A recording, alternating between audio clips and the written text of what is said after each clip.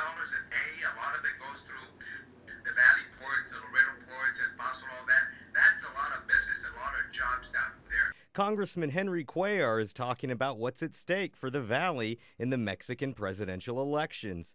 Just back from the victory party of President-elect Enrique Peña Nieto, Cuellar says Mexico is in good hands. But I believe Enrique Peña Nieto is a new, young generation leader.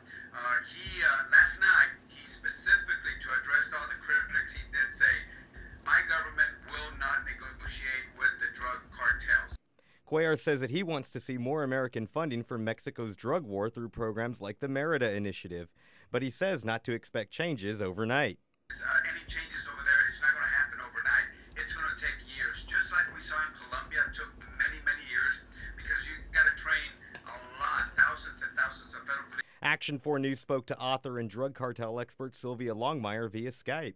She says that throwing money at the problem is not necessarily the answer. You know, at what point do we stop funding? At what point do we say, okay, this is a success here, this is a failure here? So there needs to be a lot of improvements in Merida before they start making, vast changes. But Longmire agrees with Cuellar on one point. Going back in time, I don't think there's a return to the old ways, and the PRI is in the spotlight. Peña Nieto is under a lot of scrutiny and in the spotlight to make sure that he doesn't go back to that old way. Reporting from Harlingen, Sergio Chapa, Action 4 News.